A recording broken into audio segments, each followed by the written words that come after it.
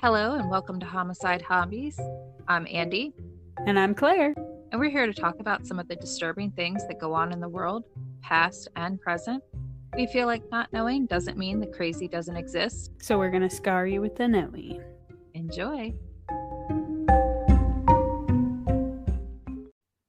Welcome to Homicide Hobbies. We've got our Father's Day special today. Happy Father's Day to all the daddies out there. Just a heads up, we will be talking about some crude dismemberment, some eye gouging, some pretty disgusting things. So if that's not your thing, this isn't the episode for you. So, All right. So can I turn this off then? No, just kidding. good one. It's the eye gouging for me. But anyhow. So what do you got for us today, Claire? I've got the Icebox murders, which take place in Houston, Texas in 1965. Just so you know, this remains one of the most bizarre multiple homicides in Houston's history. On the evening of June 23rd, 1965, the Houston Police Department gets a call from Marvin Martin because he's concerned about his aunt. She's 72, and her name's Edwina, and her husband is Fred. He's 81. So the police go out there to check on Fred and Edwina, and when they get out there, their knock is met with silence. So the two police officers wound around the back of the house, found a makeshift barricade of flower pots obstructing the back door, which did make them a little suspicious. But that's how they gain entry into the house, which immediately went into the kitchen. They called out, nobody answered. So for them, they start kind of looking around to try to make sense of that, nobody's home. Things looked weird. There was the smell of cleaners in the air. And that's never a good sign. So they look over at a table in the kitchen, and there's like food items that are out. So one of the officers, he doesn't really know why he decided to open the refrigerator, but he opens it and sees what he thinks is unwrapped hog meat, which I don't know about you, but when I read disgusting. it, I was just like, who puts unwrapped meat of any sort just loose in their fridge? Talk about cross-contamination. But he thought that, their refrigerator was full of hog meat. So then he goes to shut the door, not thinking anything of it, but then looks down and sees a head in the drawer, the vegetable drawer. Like a hog head? Like a human head. That of Edwina. And then he realizes what he's looking at is not hog meat, but it's human variety. Naturally, this starts an investigation, and it's dubbed the Icebox murders. The suspect being the couple's 42-year-old son, Charles. Charles actually lived there, but he wasn't home. Obviously, nobody answered the officers when they came to the door. And when they searched the house, they found that there was blood on the keyhole to his bedroom door, but nowhere to be found. There was a nationwide search for him, but he still was never found to this day. So this case is technically still unsolved. Well, I don't know. It's still an open case, but it's only because there were no arrests. But I don't think it's an unsolved one. Interesting. Now, I'm going to tell you a little bit about Fred and Edwina, and then a little bit about Charles and how we get up to this point. And just so you can figure out why they assume Charles did it. So Charles was described as a difficult child, almost from birth. They was described as clingy, possessive. Strangely, he would thrive on exclusivity and isolation, and he was very manipulative.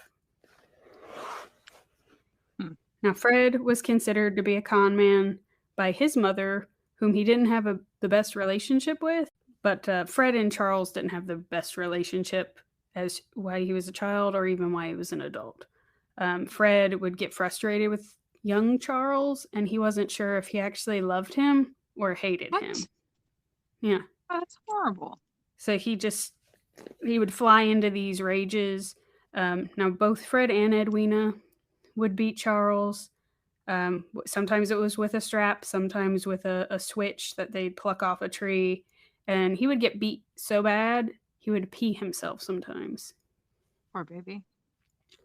Edwina would try to shield Charles from Fred's anger, and she would say that he had an Irish temper, which I kind of did like a little bit of an eye roll there, because if she beats him too, she can't pretend she's protecting him from Fred if she smacks him too.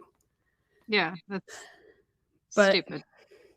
Charles doesn't. So far, I'm not saying that I agree with murder, but so far Yeah. I'm not seeing how. Yeah. So Okay. when it comes to abusive asshole parents, I'm not saying it's okay to murder them, but trying to get behind the why they think Charles most likely is the culprit. It doesn't help that he goes missing indefinitely after this, but there's always things interesting behind the scenes. So far, I'm not feeling sorry for these people. It's kind of one of those karma's a bitch. Yeah. So Charles, even at a young age, didn't really respect Edwina and Fred, and I don't blame wonder him. why. But he had an older sister. Her name was Betty. But he absolutely loved his big sister. He idolized her. He was not the same way that he was with his parents in terms of being manipulative and everything like that he would be with her. And he'd listen to his big sister if she had him do anything, but he really didn't want to listen to his parents, and then he'd get smacked for it. It was like a revolving cycle of shit with them. I wonder if he's on spectrum. It's possible. Because being withdrawn and different, I mean, that's kind of... It is interesting as we go through. I do think there's some mental issues that, due to the times, it wasn't even a known mental issue, but throughout the family. But unfortunately, in August 1929, the family would be involved in a car accident that took the life of big sister Betty. Oh, no. Now poor Charles, he would have been the one to die had he been in his seat instead of Betty. I don't know if it was like a thing where, you know how when we would drive anywhere and somebody'd call shotgun to get in the front seat? Mm-hmm. I don't know if it was the case and she sat in the back and let Charles ride up front. I don't know where everybody was sitting, but I do know that if Charles would have been in his seat instead of Betty, he would have been the one to die instead of Betty. So he'll carry with him that guilt from childhood into adulthood, just knowing that, one, his parents like Betty more than him. So they didn't even have to say it for him to know that they would have wished he was the one that died in that car accident. So it does some major fuck-uppery in this poor boy's head. And you figure, with how withdrawn he was from other people, that was his person to go to. So he was robbed of that and then guilt of that. So Charles grows up to be 5 foot 5 inches. He masters an electric organ, a saxophone, trombone, mandolin, and a violin. He had an interest in electronics, so he had tons of books on the subject matter and tons of test equipment. He enrolls at Texas A&M in 1942, but drops out of that school and then enrolls in the University of Houston, where he earns his Bachelor's of Science degree in nuclear physics. Wow, he's the smarty pants. I do kind of feel like his drive for things, like when he dives into things and has to master it, I do feel like part of it is trying to fill the void Betty left. Like, since she was the golden child, he was trying to exceed everything his parents thought he would be, is just what I gathered, because that's a lot of instruments. It's just like everything he's doing, you can tell he's just dumping his whole self into. Again, I also fall back on spectrum, because those kids are super smart. You know what I mean? They lack the social skills. So absolutely. I'm curious. Continue. So during World War II, Charles becomes a pilot in the U.S. Navy and also serves in the Office of Naval Intelligence. Now, after the war, he works as a seismologist for Shell Oil for 9 years. Now, they'll say he abruptly quits his job in 1957 without giving any explanation. Now, I found from another source that in 1957 is when he joined the CIA, which is interesting because there's some conspiracies regarding the CIA and what Charles has done. So, but I promise we'll get there. Friends of Charles will say that he was super intelligent and he had a talent for finding gas, oil, and gold for any company he ever worked for. He also spoke 7 different languages and had an interest. Right? That's why I was saying it's just like he was clearly gifted. But he had an interest in ham radios. Now, anybody who doesn't know what a ham radio is, so it provides fast, reliable communication. A lot of people have them in the event of an emergency. That way you can still communicate during natural disasters or power outages. Now, the range on them would depend on the kind of equipment that you have. You can get like some fairly inexpensive ones that are handheld, or go as crazy as some super expensive antennas and all the things that I don't know what they are. But the farthest communication for a ham radio is 4,000 miles. Good which, Lord. Again, that's if you're dumping some serious money into your equipment. Typically, people don't have that kind of range, but it is possible with them. The average one, I think it was like 12 miles, right around there. But it is a hobby. I didn't realize there were ham radio hobbyists out there. But I guess the appeal is you get to talk to people all over the place. Again, if you invest into some serious equipment. So you can talk to people all over the world. You can even talk to people at the International Space Station, which means astronauts, people. That's in case so you cool. weren't figuring that out on your own. Regular people aren't on the space station or in it. Whatever the word is. Well, thanks for explaining that for us, Claire. But anywho, I thought that was pretty cool. So sure again, is.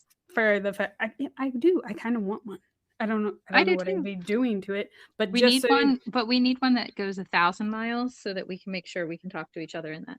Even though we could call each other on the phone, right? But if shit hit the fan, we could still do our podcast. Correct.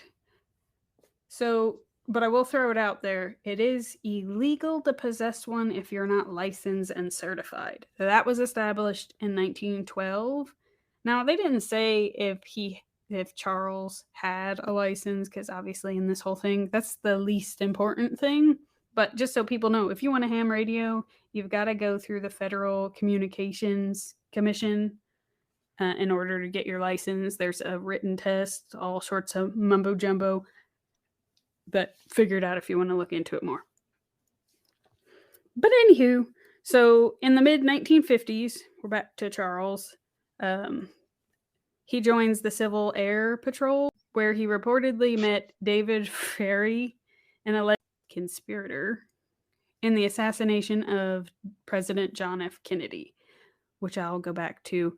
Anybody who knows their history and conspiracy theorists out there of who shot JFK, who is responsible, there are theories that the CIA had their hand in it. So the fact that there's a connection with Charles Rogers being in the CIA, I find deeply fascinating. Especially if there's a link that he actually met somebody who is an alleged conspirator. It kind of makes the thing more likely that it was a CIA issue. Yeah. Okay. Now, when Charles returns home from the Navy in 1943, he buys a house. He had bought a house, actually, before he left. So when he moves back, he ends up moving in with his parents who live in his home. Now, conversations between Charles and his parents were rare. He would be very reclusive, and his room was off limits to everyone. I give him major props for letting his parents live with him after the childhood that he endured. He's a better person than I am. Although, I don't know. If he mangled them up in the end, I don't know that I could say that. But Well, at this we point in time, he has not mangled or abused them. So, yeah, and but if you wanna go with the whole hindsight's 2020 type scenario, perhaps if he chose to be slightly petty and not live with his parents, he you wouldn't have know? chopped them up, Yes. perhaps. But then if we go back that far, if his parents were assholes, Well, you then can't fix that. Damage was done, but at least, yeah, hey, yeah, guys, if you're an abusive piece of shit, yeah. don't live with your kids, you might get I'm chopped up. I'm not condoning chopping up an abusive parent, but I'm also not condoning abusive people in general. I won't feel Yeah. sorry for you if that's the fate you lead. So, anywho, so Charles would lock his room, whether he was there or not in his room, or even if he took a shower. That shit was locked. Now, was he in the CIA at this point? Not when he returned from the Navy. So he Okay. comes back from war in 1943. He was already locking his door before he was in the CIA. Correct. Gotcha. Okay. But so Edwina would always be curious what was going on in his room, and he would be in there all day long. So she wanted to know what was going on in there. So when she knew he wasn't in there, she tried to pick the lock or see if she could jimmy it. I don't know if She she wanted ever. to see his Neosporin collection.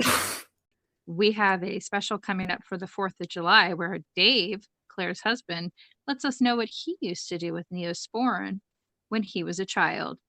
Something to look forward to. Make sure you tune in on the 4th of July. He was cleaning his room. Mom, close the door. He had a sock collection, is what happened. Anywho, Hi, Dave. so I wasn't talking about Dave having a sock collection, Andrea. I was talking about Charles having a sock collection. So Dave doesn't need a sock collection. I was talking about as a child. Well, anywho. So Charles, Andrea, focus. Charles would communicate by sliding notes under his door. Because So that's normal. that was how he communicated. The notes under the door. I don't So even. again, I'm going to go with he's definitely probably on spectrum because that's just not a normal way of communicating. Yeah. And he's Well, an adult. It's not like he's even a mad little kid that locked himself in the room and is writing a note on some toilet paper, pushing it out from under the door saying, "Go away, Mom." I'm curious what the note said. Like, go away. I'm not in here. The Come fuck do back you want, you later. crazy bitch? You're already living in my house. Stop trying to pick the lock. I'm home. But anywho, so when he would leave the house, it would be super early in the morning, and then he wouldn't return until it was like way after dark. So some people wouldn't even know that Charles lived there because you never saw him. He was a spook. But so officers, when they were in the house, would describe his room like a cave. So the ceilings were slanted since he had an upstairs bedroom, and it was like the Like a Cape Cape Cod. Cod. Yeah. Yeah. So it was hard for them to stand up in and get to all the little cracks and crevices, but it also had low lighting and was a small place anyway. So I kind of figured it like a Harry Potter room, only it wasn't under the stairs. Maybe it was above the stairs, but Which is that's what really I. messed up That's because what. he owns that house. Well, so we'll get there, but he does before they live in the house with him. He has like he'll keep a random room and rent it to other people. Like since the house was too big for just him, or just let other people pay your mortgage kind of scenarios. So I don't know if he picked it, and I don't know. But I feel like maybe for the time period he felt stuck that he had to take care of his parents, like the obligation thing. Right. Again, not a great relationship. Charles also owned a 22 Colt pistol that he would sit in his room and load and unload the clip, arranging and rearranging the bullets while talking to Betty, Mind you, Betty is the dead sister from his childhood, but he would talk to her in half English, half Spanish. So it's just Oh like, shit. when I say there's some mental issues, I don't think that's normal. I mean, I get, I guess, talking out loud to people who are past, but I don't know if it's full on conversations. Is he doing voices? But I feel like pair that with loading and unloading a gun is, a little fucking weird is all. Yeah, So, it's not on the normal side. but so pair that with Charles not feeling like his parents were ever filling their role as a mother or a father. It kind of brings us to the evening of Sunday, June 20th, which was Father's Day. Happy Father's Day.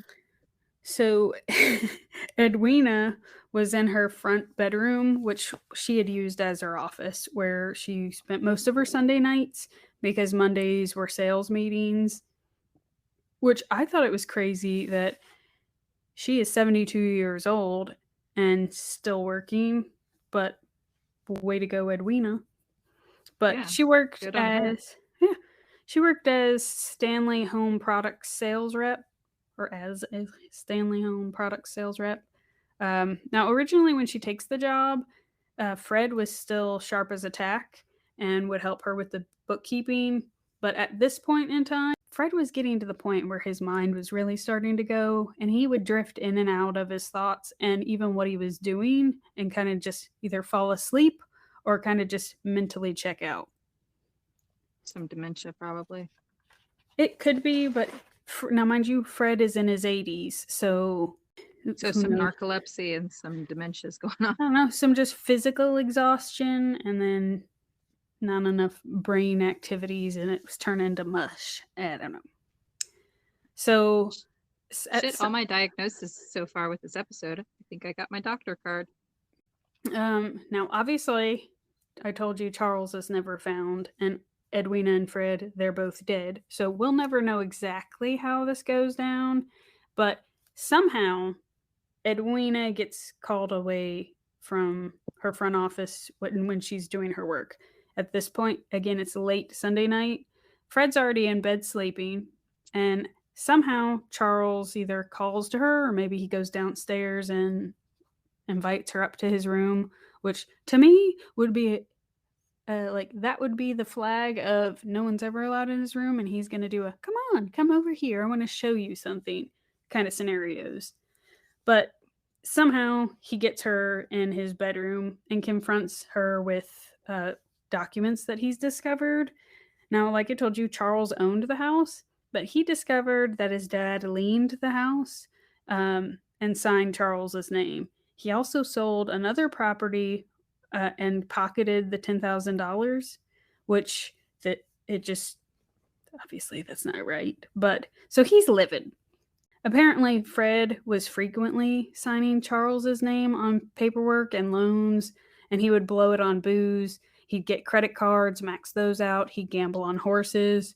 So So, now we know why he's mentally checked out. yeah. So Charles is just fucking livid because here he is. He is 43, and at every step, they're stealing shit. They're probably ruining the shit out of his credit. They've now leaned the house. It's just like, so he proceeds to beat the shit out of his mother. Oh Now, gosh. I understand that it's the dad doing it, but she knows that he was doing things he shouldn't have been. But anywho, so he beats her, has her kneel, and then shoots her in the head. The bullet goes through her glasses and comes out below her right eye. Now, the way they determined that, because obviously everybody who is in this house is gone. So they actually find part of her glasses still in her brain, Oh like just gosh. from where the bullet went. But so the 22 jams, Wait, he shot her from behind her left ear? kind of like on the side of her head. So she's kneeling, he shoots her from the How'd the side of the glasses head. get in her head? Wouldn't it have to go through the So front of her face to push the glasses in? so the way I took it was like the side of the the glasses, like since it's by her ear, the part that sits on your ear. Like the So earpiece. it kind of blows it into her head, and then the bullet has a smaller hole coming. Gotcha. Fuck, I Andrew, was I don't shoot people in the head. I don't know what to tell you. This is how they said it happened. I believe them. I didn't see it. Jesus. I'm just trying to tell a story here. She got shot in the head, and part of her glasses is in her brain. so much Any, hostility. Yeesh. anywho. Now, I don't know if it's like she turned away and that's why she was shot in the back of or like the side of the head ish, or he was looking at her and had her look away. But Maybe trying to control the splatter. either way, they know because of the powder burns around her left ear that she was shot in the side of her head. But anywho, so Edwina's dead. The 22 jams. The spent cartridge gets shoved into the chamber and kind of mashes with the next round that was supposed to load. And now, where he does know how to unjam it, he's just not sure if he were to unjam it, if he goes downstairs, because the plan was to shoot Fred, I would imagine. It's quicker. But he doesn't want to have to shoot Fred more than once. But he can't be sure if he clears the jam, if he would need to fire it again, he'd be screwed.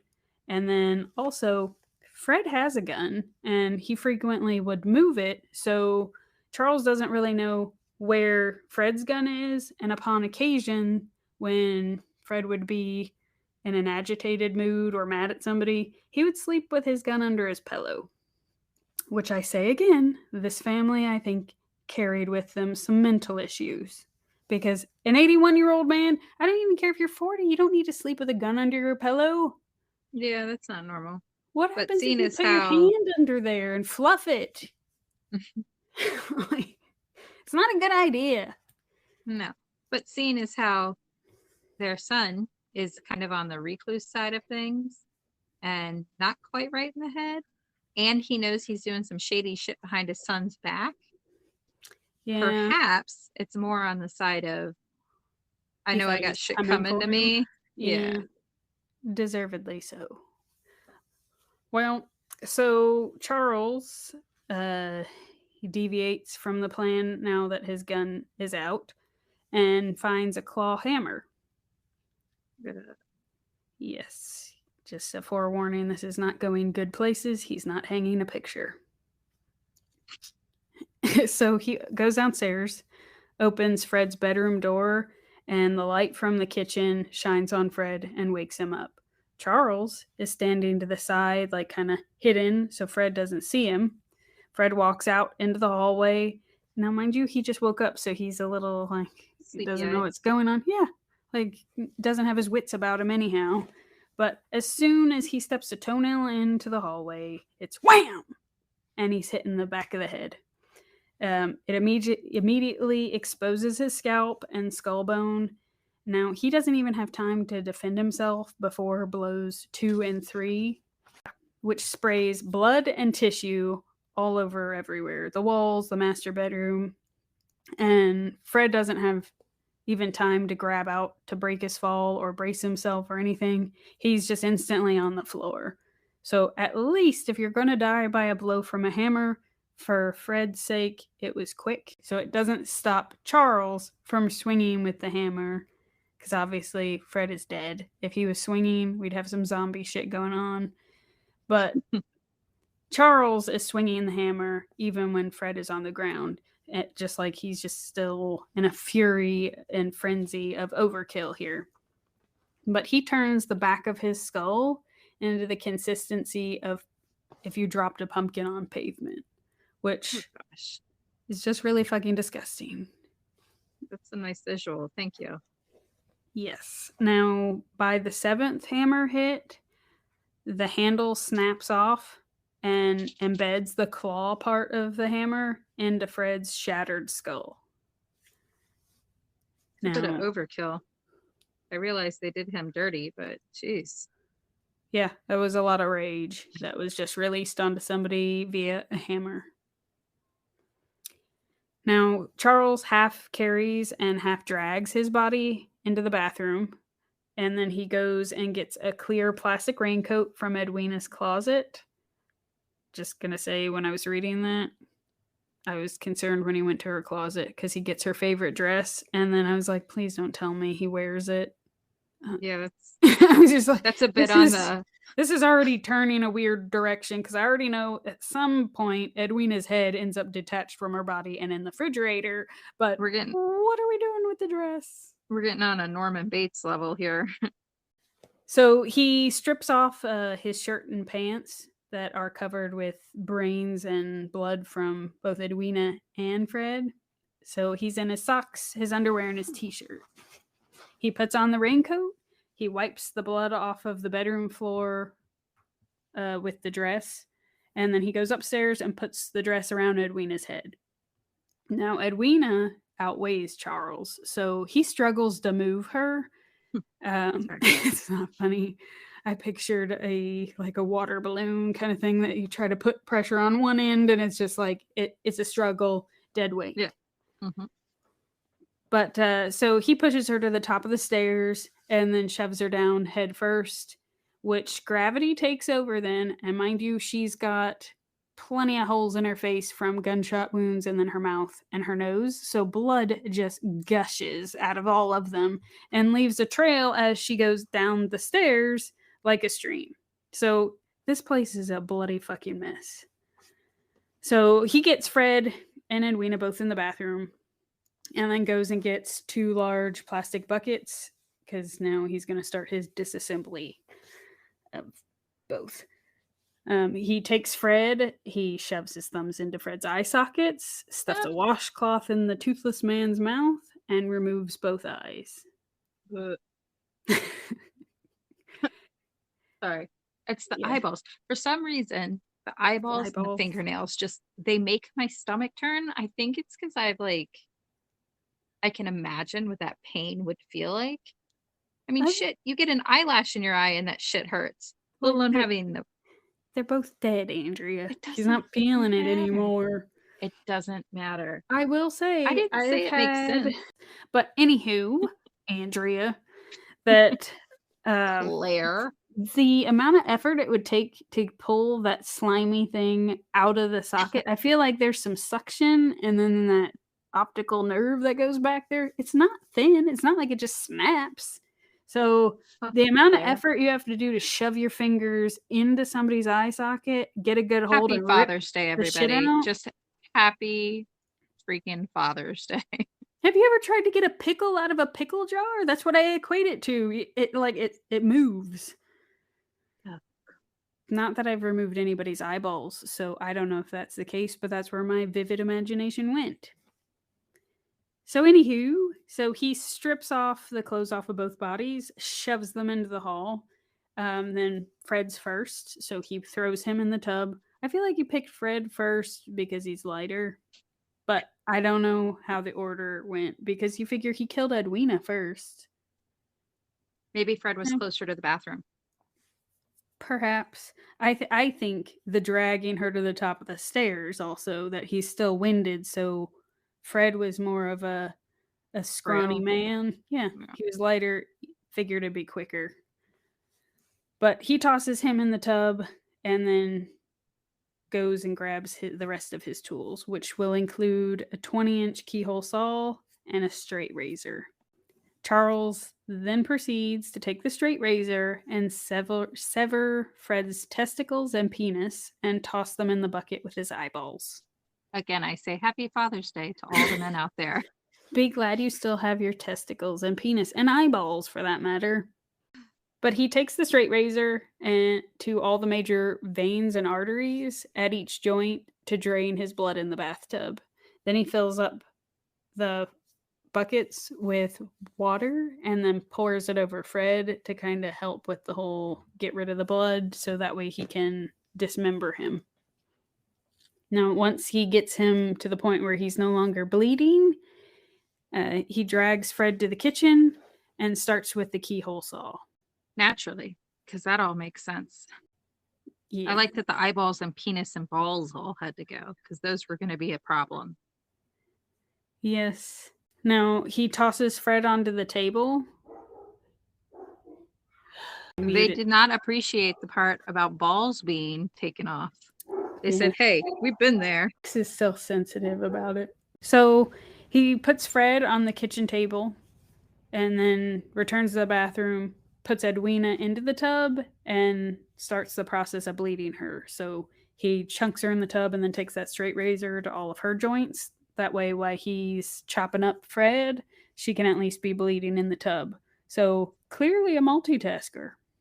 Yeah, good on him. I don't know very many men, no offense, men, that are great at multitasking, time management. Way to go. Continue on. Don't let me stop you. So he's back at it with Fred. He dismembers him starting at his ankles, then moves. No, he started at the penis or eyeballs and penis. Thank you. Okay, we're talking about dismembering. Oh, He I did. bet you he did. All the men out there cringed and know that he definitely dismembered his dead. Okay. Well, when he's in the kitchen and starts his dismemberment in the kitchen, he continues on and goes from the ankles, then at the knees, then the torso, and then he removes his head. Now, once he's got his torso just out there, he uses a combination of a crowbar, a saw, and a straight razor to split Fred's torso. Then he removes all the internal organs and puts them in in one of the plastic buckets. Once it's full, he goes outside and dumps it into the sewer drain. Now keep in mind it's at night. It's probably at this point like 1, 2 o'clock in the morning when this is all occurring. So nobody sees him do that. But he returns to the kitchen, fills the bucket with water, and returns and rinses down the organs so they're kind of flushed into the drain a little bit. Obviously, none of their neighbors have dogs. Otherwise, they would start barking. Well, when I've gone outside and the neighbor's dog's barking, I don't assume somebody's dumping organs in a drain. Perhaps you should. Anyway, so he takes Fred's limbs back to the bathroom and soaks them in the water with Edwina until all the blood's gone. Then he proceeds to take each body piece and put it in the refrigerator. Now, then he realizes that this is a small refrigerator. He needs to make room. So he starts pulling things out of the refrigerator and putting them over on like a different table. Obviously, not the one he's going to use to chop up Edwina. Otherwise, things would be in the way. But Shit, how many tables do they have in their kitchen? I kind of figured it was like maybe Like an I don't know island why. or like Yeah, I a. pictured like an island is what I envisioned him chopping somebody on. Because I don't know, I feel like trying to throw somebody onto a kitchen table, Like those especially. little butcher tables? Yes, Maybe it's well, one of those. I figured that if she was really big, wouldn't she knock the table over? If it was like a little kitchen table? So that's where Yeah. my head went. It was more of a kitchen island kind of thing, and then there was a table off to the side. I don't know, but that's what I visualized. There was somewhere to set some shit, is what I'm getting at. So he empties the fridge, puts that stuff over there, and then starts Is he loading. planning to eat them? Because No. why is he putting them in the fridge? So turns out bodies decompose. Yeah, but he sounds like he's doing a pretty good job of I don't know why they had to go in the refrigerator other than perhaps he knew that with the heat and everything that They the don't have smell. AC? They do, but still there's going to be a smell. So if he puts them in the fridge, he could get a couple days head start before people notice rather than like immediately there's an odor. Is what I was guessing. Again, no one ever finds Charles, so we won't be able to confirm any of this. This is based on whatever your opinions want to be. You got a theory? Share it. I'd like to hear it. I think he's going to eat them. No one's eating, Andrea. I'm sorry Nobody to is eating disappoint me. you in your eyeball plucking. It's not my eyeball plunky. That's all you. So, he places Fred's limbs into the fridge. And now on to Edwina. Now, I would imagine he struggled to get her onto the table because, again, just trying to put somebody up there is hard enough. But if they outweigh you, talk about a struggle. I don't know why he But then opted. again, if he's drained her of all her bodily fluids, she might be a little bit easier to manage. How much do you think your blood weighs? I don't know. So A lot? I would think that you'd want to dissect somebody in a bathtub, and then he could have removed he could have removed an ankle and a leg and then walked it to the kitchen. So I don't know why the level. He could have had a choking hazard, which is why that shit had to go, so he could easily flop him up on the table. Huh? There went his body weight. Maybe he didn't want it to poke him in the eye. Perhaps. You never know. All right, sorry. Carry on. I question where your head goes sometimes. So he goes and drags. Damn it, Andrea, I'm trying to tell a story here. Quit talking about penises. He starts dismembering Edwina and then places her also in the refrigerator. Now, at this point, the sun is coming up, so he can't dispose of her organs down the sewer drain because somebody would see him. And at this point, I would imagine he's exhausted. So body parts are now in the refrigerator. So he starts doing a little bit of cleanup. He sponges off the tabletop where there's like little bits of tissue and scraps of skin and chunks of things. He flushes those down the toilet and then replaces in the refrigerator. Fortunately not. Now, they know he flushed some stuff down the toilet because when they come through and luminol this place, that's when they see the length of the stream down the stairs, because he does go through and clean up all the blood, but you can't disappear everything. And the gouge marks that are on the kitchen counter table thing that he dismembers them on, that there are deep gouge marks and like a lot of shit and tissue that you can't get off at a microscopic. On the probably, Andrea, but that's not. He didn't eat off that table. Sorry, go ahead. Yeah, he made himself a sandwich afterwards. You never know. Well, anywho, so after he loads the bodies in there, he returns a few items to the refrigerator, to include a jar of baby food, peanut butter, and grape jelly. Hold up. There are definitely some mental issues, because who the fuck puts peanut butter in the goddamn fridge? That does not go in the fridge. Have you ever tried to scoop cold peanut butter? I have. So I'll tell you, the fancy pants peanut butter, it has to go in the fridge, and then you have to pull it out and like whip it up because it separates. I don't personally like it anymore because I find it more of an arm workout, and I don't even really like the flavor of it. But so based off of everything you've said, I'm going to go with it's not the fancy pants peanut butter. Yeah, probably not. That shit does not go in the fridge. And I also stand by, he might have made a sandwich because he put the peanut butter and the jelly in the fridge. So, he made a PB&J in between dismemberment and cleanup. There was actually also a half-eaten onion. Okay.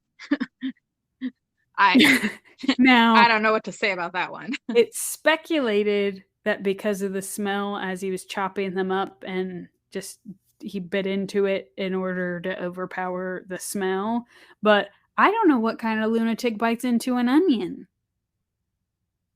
Because that's the problem here.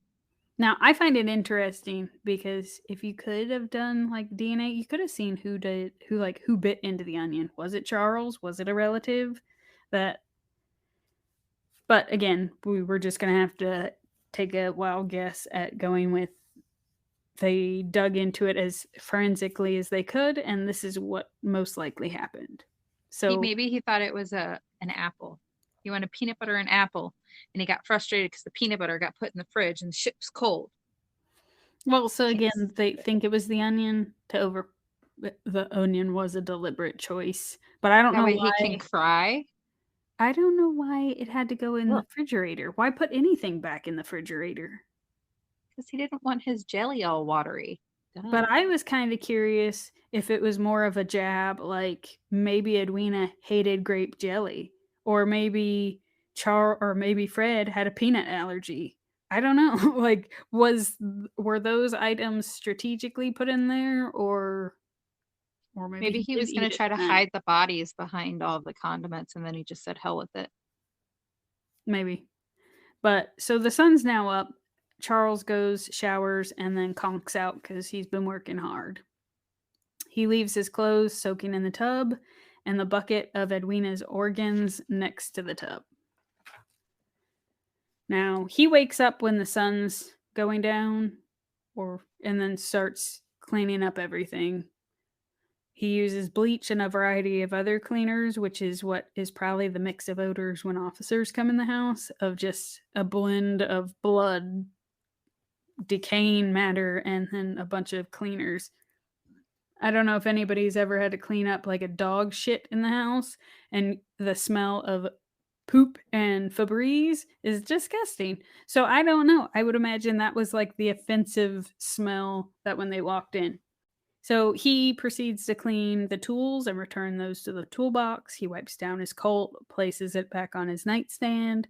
He wipes down everything that he could have potentially touched during everything.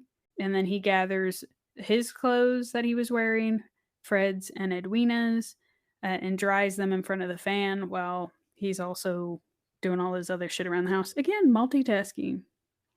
But then he throws the clothes into a grocery bag and walks them to the corner dumpster, which is 3 short blocks, and pitches them in there. Is he still doing all this in his undies? I would hope after he took a shower that he changed clothes, Andrea. Yeah, but But when he was going out the day before and dumping stuff down the drain, is yeah, he he was really going probably outside in his underwear and socks and his mom's clear raincoat? probably so. Probably so. Just moseying on in his tidy whities.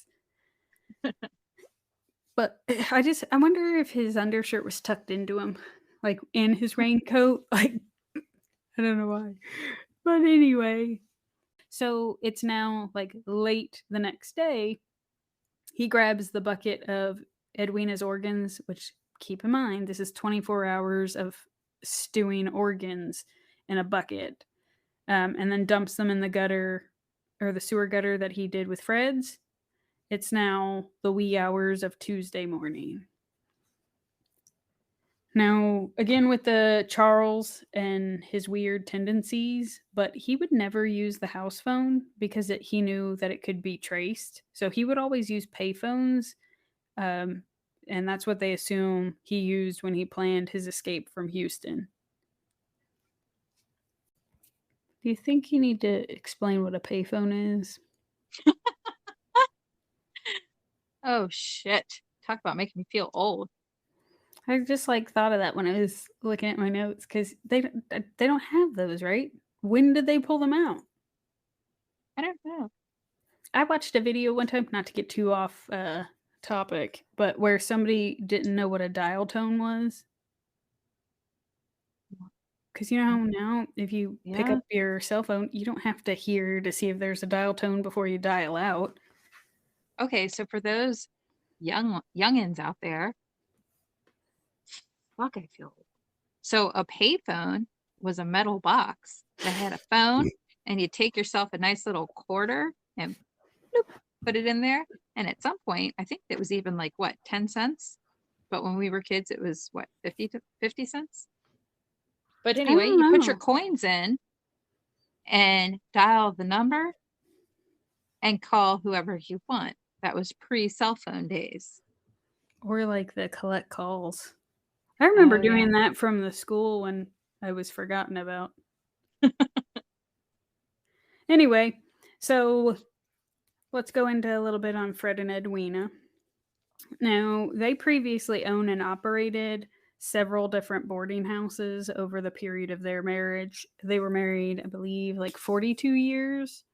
But Wow. these boarding houses, they weren't the nicest. They basically made a quick buck off of the low class drifting individuals until they moved to Houston and then did their thing.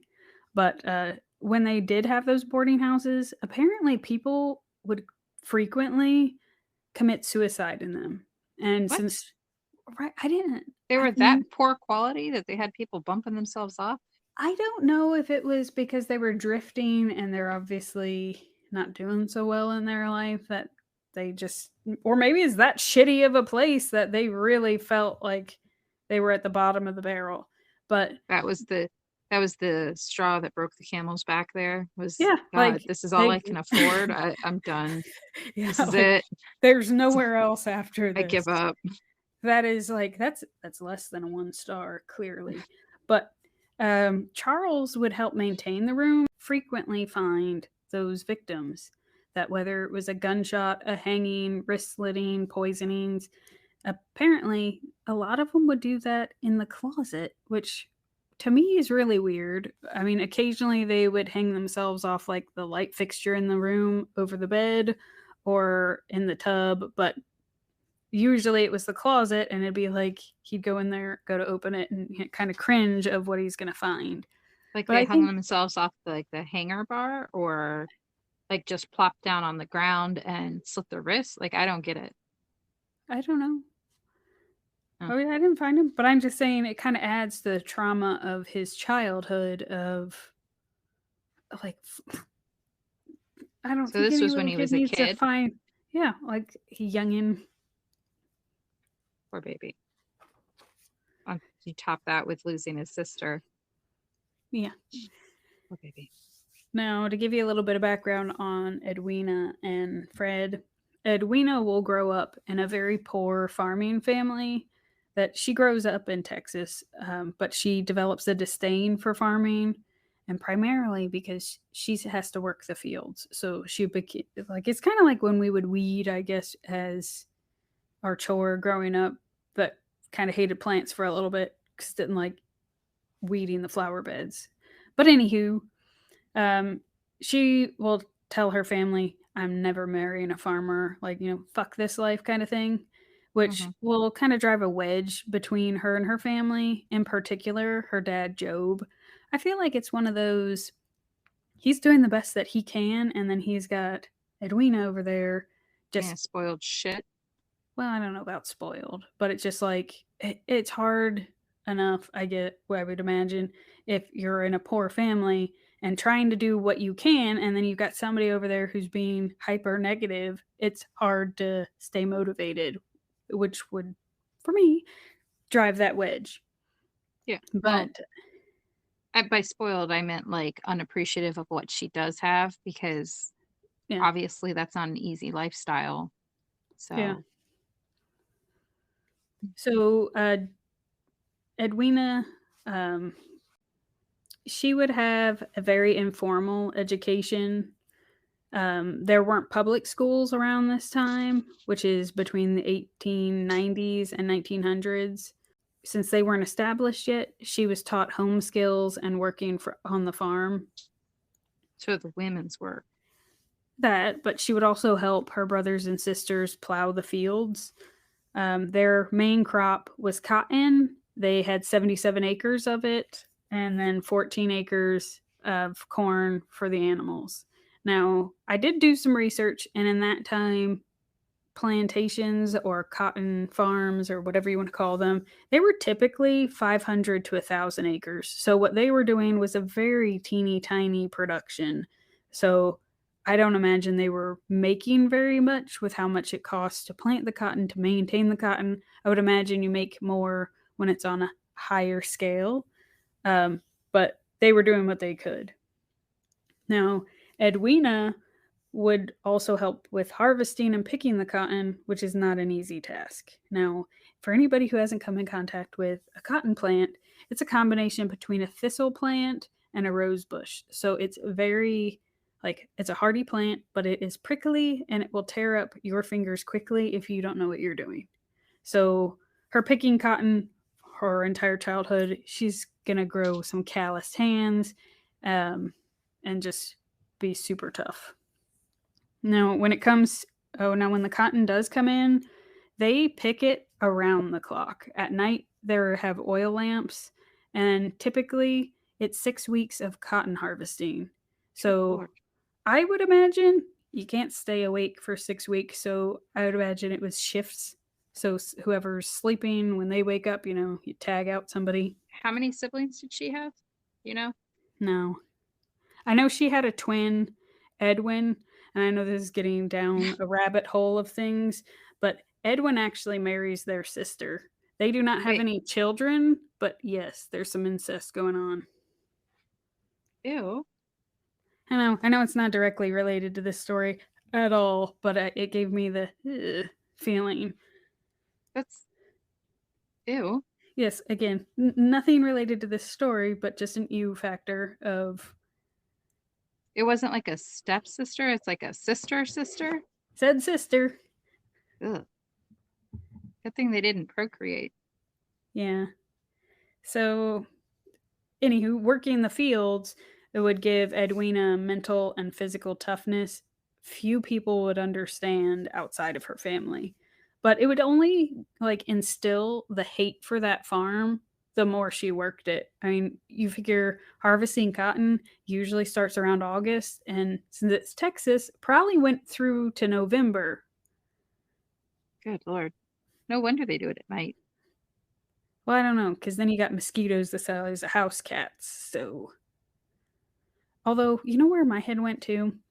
Is that if it's really hot and dry, I wonder if there was ever those incidences if people were picking cotton at night, if you ran the risk of you spill that oil lamp, your whole crop goes up. I'm sure it happened. But I was just like, I don't know about having kids picking cotton with oil lamps. That seems like risk reward thing. Yeah. But so she'd hate the farm mainly because if they didn't do well during one harvest, it meant their next year, any income they made off of that harvest, that's what they survived on. So if they had a shitty harvest, they would struggle really badly the following year. But she hated that pendulum life of from one harvest to the next. Almost drove her to the point of madness, I feel like. But she wanted to go anywhere but there. Now, she learns sewing and masters it, but it also during this time was the only way to have new clothes beyond her hand me downs. So when she meets Fred, she sees a way out. Now, she meets Fred when she's 19 and young and naive and ready to get out of town. And now Fred is 28 at this point. Now, keep in mind, And she's Joe, what, 19? yeah. Now, in the time period that she thinks of herself as a spinster for waiting so long to get married. Okay. But just, keep in mind 1900s, Andrea. No pressure on yourself there. Now, mind you, Edwina and Job don't have the best relationship anyhow, but Job sees Fred exactly for what he is. He sees him as a gambler, a con man, and a bookie, and he refuses to give them his blessing, but they leave town anyway and get married. They don't invite the family, which I can sort of understand because why have people there who don't? Support your marriage. Yeah, your Yeah. union. I can kind of understand it, but it's certainly not a way to start your life. But that would make their family estrangement lifelong, and they would, from then on, exclude Fred from all family gatherings except for funerals. Edwina would be trapped between admitting her decision to marry Fred was wrong and returning to a life of poverty and working the farm. So it was just like what does she do? She's young, naive, and refuses to say she did a bad thing. Way to own her shit. Oh, and I will say, I know I kind of skipped over the cotton thing. I just had like it jog back in my memory. So mechanical cotton picking didn't really start, well, probably to like the 1920s, but it wasn't for the entire industry until 1960. So it was like in her lifetime, she would have never had the advantage of having mechanical cotton picking, even if she opted to stay on the farm. But I don't know why, but in my head, I thought mechanical cotton picking started way earlier. But it didn't. 1960s. Wow. Now, to tell you a little bit about Fred's background, he has a polar opposite childhood. He was the son of a school superintendent, and he had gone to college and was well spoken, dressed well. He told Edwina of places she'd never been, so that's part of the appeal of what got her to be like, let's go. But Fred was born in 1884. He grew up in a 2-story home in a family that was considered the pillar of the community. Now, they were so well off that they were the first family in that town to own an automobile. Jeez. That They is would, polar opposites. yeah, like you're talking about people who are barely surviving, and then Fred's family, they bought the first car for that town. Not for the town, but in the town. And they would drive it to church, the short distance to church every Sunday. Way to show off. Yeah. Now, Fred's dad would have a substantial legacy in that town because he established the school system for the town and it prospered. He directly tutored a future congressman, several judges, future business owners. Naturally, Fred falls short of all those things and becomes the black sheep of the family. And people would even start denying he was part of the family once he leaves town, which I was like, that is a whole different level of fucked up. Like, there's golden boy level, and then there's, yeah, no, Fred's not related. No. He Fred just who? he just strangely has the same last name. Oh yeah, he might have grown up here. That was the That's next really house messed over. up. It is. So I don't know what exactly, other than maybe he wasn't driven as much as his dad was, and that drove a wedge, or it's him constantly trying to look for an easy way out of everything. But Fred's dad, when he's 19, or when Fred's 19, will insist he have a college education and sends him to Texas A&M, which at that point in time was a rigid military style school, and Fred's dad thought he needed the discipline. Now, when Fred gets there, he hates it. He hates marching in the sun, he hates getting up early, he hates the structure, and he would say it was hell. Now, He sounds like a rich, spoiled brat. I think he was. Now, growing up, Fred was the skinny little kid, but he wasn't bullied or beaten up, and I think part of that was because of his family prestige. But at Texas A&M, he was hazed, he was bullied, he was frequently in fights, not necessarily winning them. But it's just like, I think when he ended up in a bigger pond, nobody knew who his daddy was, and nobody gave a shit either. Yeah, he got put in his place. And I think when he showed up, he had a chip on his shoulder. He didn't want to be there, and He he got didn't his care ass who whooped. knew and then got his ass Yeah. handed to him. But He again, sounds like he was a little punk. yeah. So his first year at school, he spent most of his free time polishing upperclassmen's boots. But it's also where he learned to fight, and really, it taught him how to be a bully. Oh, Um, he leaves school 2 years later in 1905, uncertain where life is going. And now, mind you, when he leaves school, he's taking with him his skills of gambling, of being a bully. He also fell in love with cards while he was at school. And then also the realization that he was good at math, other people not so much. So he had these dreams of he's going to make some easy money off of gambling. So he takes his little self to Wichita Falls, and this is by 1910, mind you, and he's convinced he's going to make his fortune there.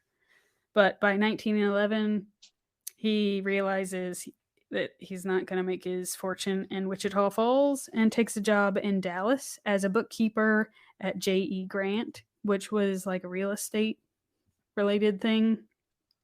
Now, he hated his job, but this is where he learns about real estate, about how tax foreclosures work, and basically how to make money off the misery of others.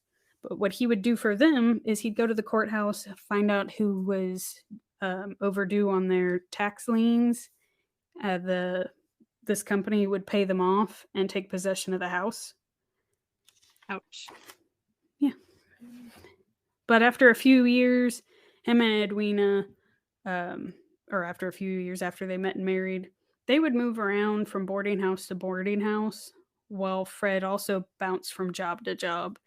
I'm kind of curious if it's during this point that maybe staying in all the boarding houses, they did like we can do this. This shithole, too easy. Yeah. But I don't And know. he's figured out how to snatch the places away from people. So Yeah. But they decide to move to Houston to be weirdly closer to Edwina's hometown. I thought it was weird because if you're not particularly close with them, why need to be close to the hometown? maybe she liked the town she grew up in. She just didn't Yeah. Now, appreciate what her parents tried to provide for her. yeah. Now at this point, Fred is 35. He really has nothing to show for his life, and he's feeling under pressure. Um, but that doesn't change the fact that he doesn't do anything different. But at 40 is when Fred becomes a father to Betty, the golden child. Naturally, life is difficult. You don't like working. Let's Add solve an all our problems by having a child. Yes, struggling. Let's add another mouth to feed. But anywho, it adds a measure of stability to Fred, kind of gives him motivation for some steady employment, but We'll go that Fred. that too doesn't stick for very long. And by Take it back. 1920, Fred becomes self-employed because he's tired of working for other people. And he'll never Because work for he's anybody tired of else. working. Yeah. Again, his whole life is like a chronicle of how to skip ahead and cut corners and make money, which he doesn't do any. But he decides to go into real estate, and then he also starts gambling with the money he does make. He uses to gamble. He does make some money out of it, but as he starts to get older, he gets paranoid and he takes his personal information out of the phone book and even his business out of the phone book. To me, it was like, well, that would explain why that business died. But Yeah. But how much tax debt could you rack up that you have to remove your name and your business? so I was thinking Or of not it tax, but as, gambling, I mean. yeah, so I was thinking of it as maybe he was doing a shit job gambling and he removed his name so it would be harder for people to find him. So when they would move or buy houses or do whatever they were doing, they would be in Edwina's name. Now, between 1943 and 1955, they're listed in the phone book, or Edwina is at least, as Mrs. Charles Rogers, Wait, which, mind you, that's that's her their son. son. Yeah. Correct. Now So that she's going brings, by her son's name? yes. And now, mind Alright. you, in 1943, he's a grown ass adult. So I also have to go back to the whole Edwin, her twin brother, marrying the sister.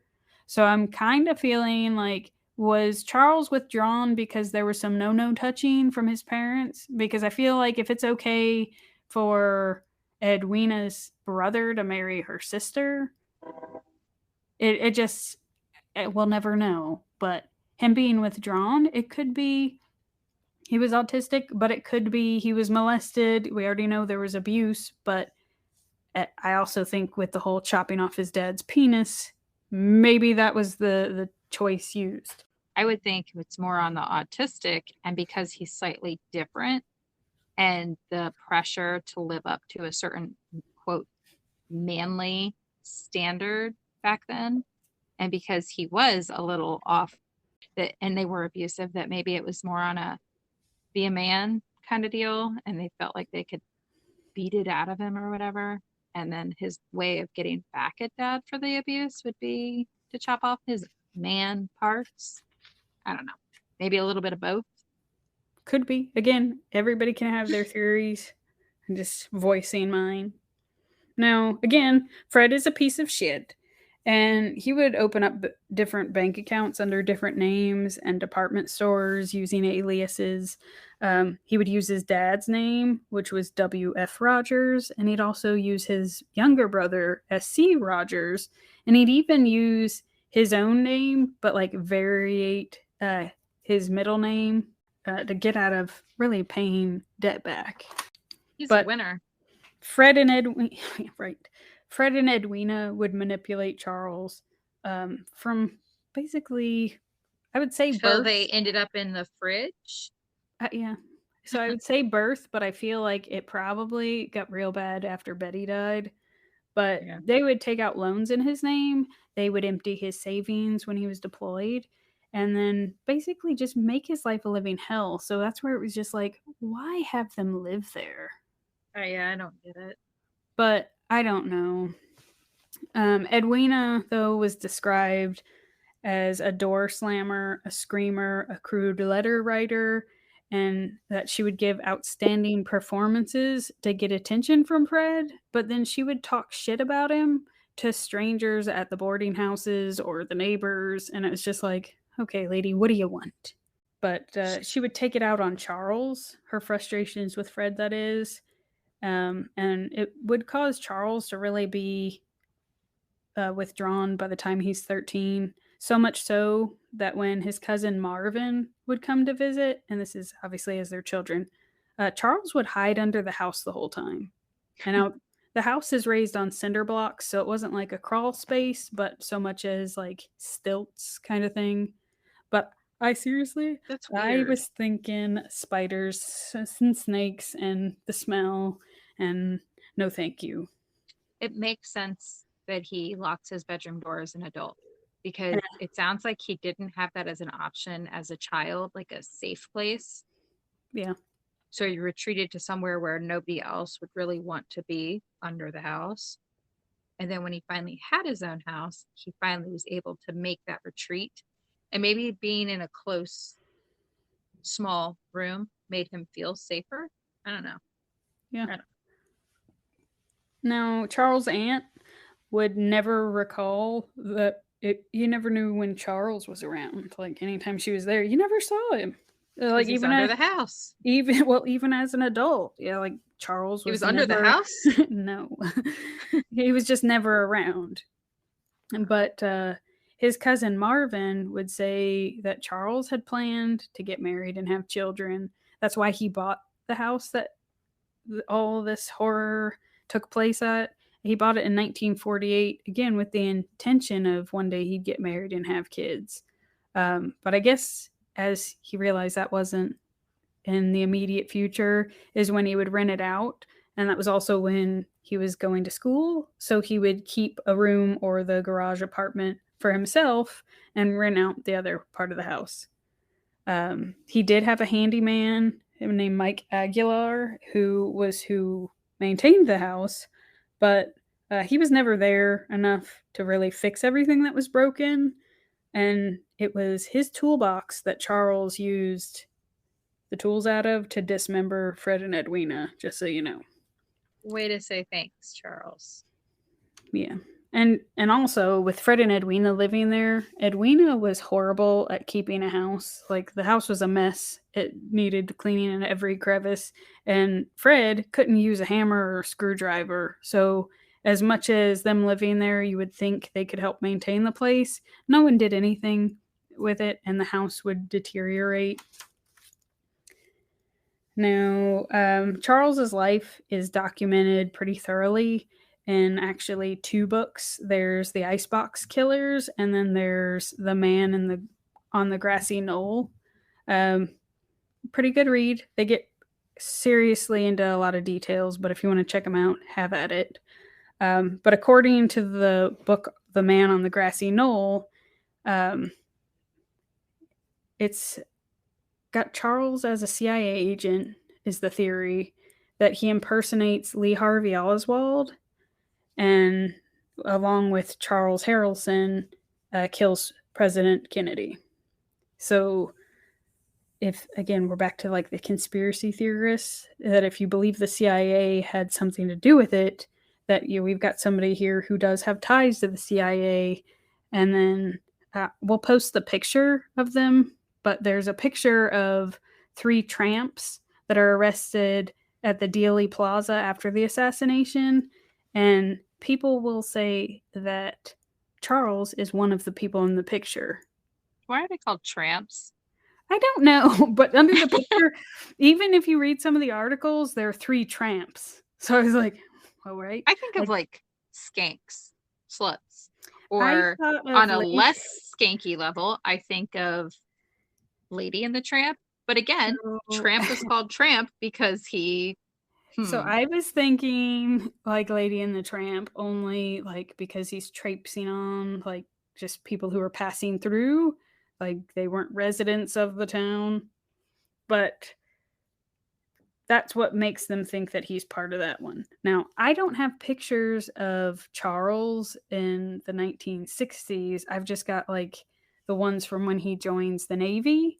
So I really feel like somebody out there can do some facial recognition kind of things and see if it's possible for him to be one of the guys in the picture. Because if it is, it's even more suspicious. well, if he is, then it seems like perhaps something happened to where was forced, he felt forced to kill his parents, So and there, then the CIA could have helped him disappear. yeah. So the theory would go that I mean, there's several theories to why somebody would want to assassinate JFK.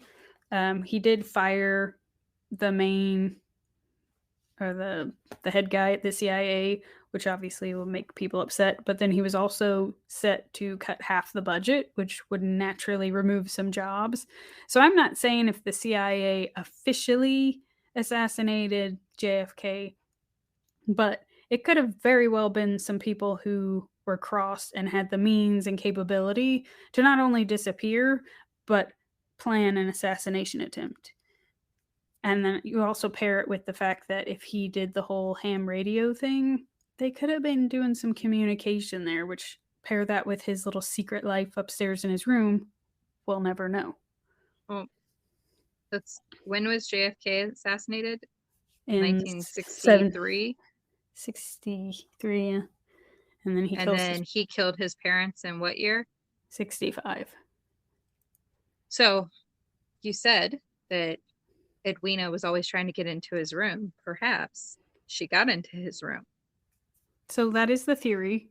But in my mind, it was one of those okay, so let's run down the theory that he did kill JFK. He had all sorts of plans. He used his little ham radio to make his connections with whoever he was in town or whatever. Well, why would you still have that shit in your room 2 years later? So that's the only thing that makes me go, Yeah. But then maybe she saw a picture of him. I don't know.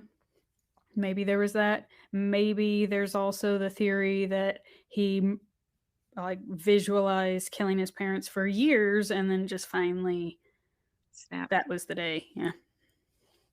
But the people who there's a Houston forensics accountant and his wife, it's Hugh Gardner and Martha. They continue to investigate the case and conclude that Rogers did murder his parents, or Charles Rogers, that is, and was later killed in Honduras. So Hugh and Martha concluded that while he was working for an oil company in Honduras, he got pickaxed by miners during a wage dispute. Which, if he killed his parents like he did, and if he killed JFK, it's kind of karma getting him with a pickaxe. Yeah. But they claim that they tracked him to Mexico. But I don't understand why he would have been involved in that, because that doesn't. It's just. I don't know. I don't know. To see if you could, I don't know. But see if you could what? get It's away not like with he had to become murdering a someone? minor. No. Well, no, I'm not saying he was a minor. So since he had like previous experience finding oil and gold for other companies, that when he fled the United States and went to Mexico, he found a job working for one of them. I'm not saying he was a minor, but he gets killed over a wage dispute. So he very well could have been the foreperson and then just got pickaxed. Gotcha. But again, you're welcome to read their book. It's the Icebox Murders. It's a pretty good read, very thorough, especially if I didn't do it justice enough with explaining things. But by 1975, a Houston judge does declare Rogers legally dead so that his estate can be probated. He also remains officially the only suspect in this unsolved case. And I still say I don't consider it unsolved. We know what the fuck happened. Yeah. Wow. We had some pretty disgusting tidbits there. Thank you for that, Claire. Happy You're Father's welcome. Day to all the dads out there. We And hope be, this case was entertaining. and be glad you still have your penis. And your eyeballs. And your balls. And in general, that your rib cage is intact and that you're not in the fridge with your wife's head in the drawer and all the other little tidbits that Claire decided to throw out there. And I feel like this is yet another lesson in do not go beat your kids. Don't beat anybody. Yeah.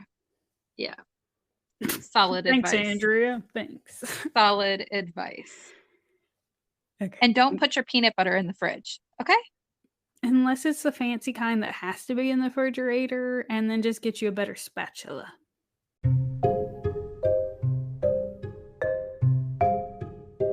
We hope you enjoyed today's episode of Homicide Hobbies. If we made you laugh, if we made you cry, or if we mind-fucked you for the day, then we thank you for listening. Please write a review on whatever you're listening to us on. Tell your friends, tell your family, tell your coworkers. We're freaking awesome. And join us next week for another episode of Homicide Hobbies. I'm Andy. And I'm Claire. That's all we've got.